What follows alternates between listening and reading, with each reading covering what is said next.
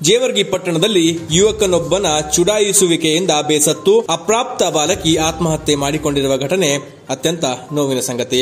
ಬಾಲಕಿಯ ನಿವಾಸಕ್ಕೆ ಭೇಟಿ ನೀಡಿ ಸಾಂತ್ವನ ಹೇಳಿ ವೈಯಕ್ತಿಕವಾಗಿ ನೆರವು ಹಾಗೂ ಸರ್ಕಾರದಿಂದ ಪರಿಹಾರ ದೊರಕಿಸಿಕೊಡಲಾಗುವುದೆಂದು ಶಾಸಕರಾಗಿರುವಂತಹ ಅಜಯ್ ಸಿಂಗ್ ತಿಳಿಸಿದ್ದಾರೆ.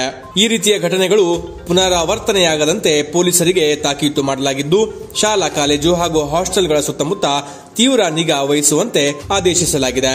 ಈ ಸಂದರ್ಭದಲ್ಲಿ ಯಡ್ರಾಮಿ ಬ್ಲಾಕ್ ಕಾಂಗ್ರೆಸ್ ಅಧ್ಯಕ್ಷ ರುಕುಂ ಪಟೇಲ್ ಇಜೇರಿ, ಕಾಂಗ್ರೆಸ್ ಪಕ್ಷದ ಹಿರಿಯ ಮುಖಂಡರಾದ ರಾಜಶೇಖರ್ ಸೀರಿ, ಚಂದ್ರಶೇಖರ್ ಹರ್ನಾಳ್, ಮೊಹಮ್ಮದ್ ಸಾಬ್ ನೂರಿ, ಬಹದ್ದೂರ್ ರಾಠೋಡ್ ಸೇರಿದಂತೆ ಹಲವು ಜನ ಉಪಸ್ಥಿತರಿದ್ದರು.